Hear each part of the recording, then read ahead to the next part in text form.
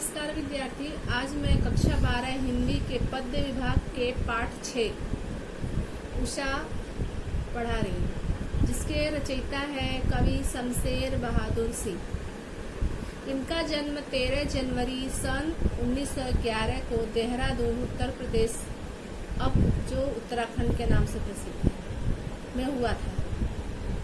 इनकी प्रमुख रचनाएं और कविता इस प्रकार है। इतने पास अपने बात बोलेगी, काल तुमसे होड़ है मेरी। उर्दू हिंदी कोश का संपादन। इनको प्रमुख साहित्य अकादमी तथा कबीर सम्मान सहित अनेक पुरस्कारों से सम्मानित किया गया। इनकी मृत्यु सन 1993 में अहमदाबाद में हुई थी। ये प्रयोगवादी कविता शिल्प संबंधी बहुत से प्रयोग लेकर आए हुए थे। नए बिंब, नए प्रतीक, नए उपमान कविता के उपकरण बने। यहाँ तक कि पुराने उपमानों में भी नए अर्थ की चमक भरने का प्रयास कवि शमशेर बहादुर सिंह ने किया। अपना आस पड़ोस कविता का हिस्सा बना।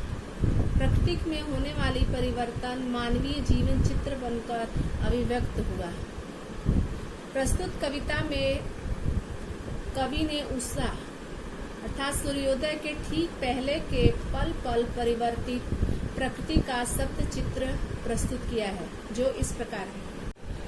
प्रात नभ था बहुत नीला शंख भोर का नभ। यहाँ पर कवि ने सूर्योदय से पहले होने वाले आसमान में क्षण क्षण के परिवर्तन का वर्णन किया है।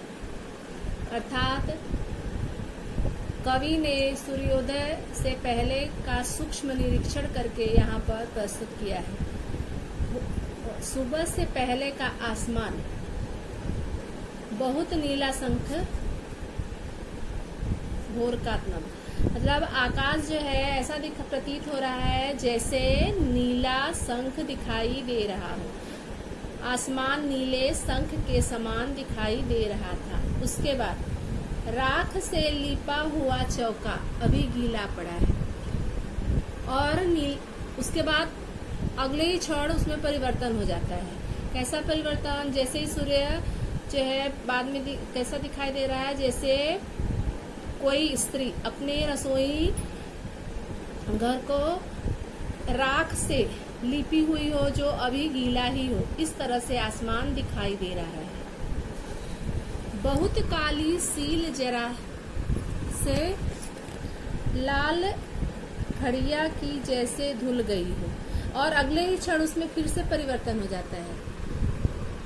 जैसे लग रहा है कि काली सील पर किसी ने लाल रंग का चौक घिस दिया हो। अर्थात आसमान ऐसा दिखाई दे रहा है, काली सील यानी अंधेरा, और सूर्य का प्रकाश यानी कि सूर्य का प्रकाश कैसा दिखाई दे रहा है, केसर के समान। तो काली सील पर किसी ने जैसे लाल रंग का चौक घिसा हो, इस तरह से परिवर्तित हो गया आसमान। पहले आसमान नीला शंख के समान दिखाई दे रहा था, बाद में ऐसा लग रहा था कि किसी ने रसोई घर को राख से लिपा हो, जो अभी गीला हो, इस तरह का रंग बदल जाता है। फिर उसके अगले ही क्षण लगता है जैसे काले आसमान पर सूर्य की प्रकाश पड़ने से ऐसा लग रहा था कि काली सील पर किसी ने लाल रंग का चौक घिस दिया है। स्लेट पर या लाल खड़िया मल दी हो किसी ने, वही जो ऊपर है वही बता रहा है कि स्लेट कैसा है, लाल रंग का, और किसी ने उस पर मतलब काले रंग के स्लेट पर लाल रंग का खड़िया घिसा हो। नील जल में या किसी की गौर झिलमिल देह जैसे हिल रही हो, फिर अगले क्षण फिर से परिवर्तन हो जाता है। ऐसा लग रहा है कि आसमान का रंग फिर मतलब लाल से फिर कैसा दिखाई दे रहा हो, नीले। सूर्योदय जब हो जाता है, मतलब थोड़ा सा सूर्योदय से पहले का आसमान नीले रंग का दिखाई देता है। वह ऐसा लग रहा है हवा चलने पर कि कोई सुंदर स्त्री की परछाई पानी में दिखाई दे रहा हो, इस तरह सूर्य प्रतीत हो रहा है। और जादू टूटता है, इस उषा का सूर्योदय हो रहा है।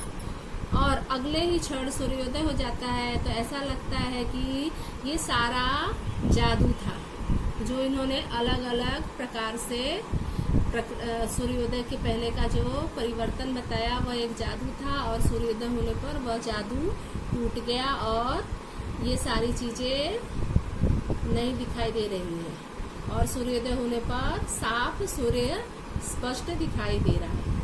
यहाँ पर कवि ने प्रत्येक क्षण का वर्णन अनेक उदाहरणों के द्वारा किया है।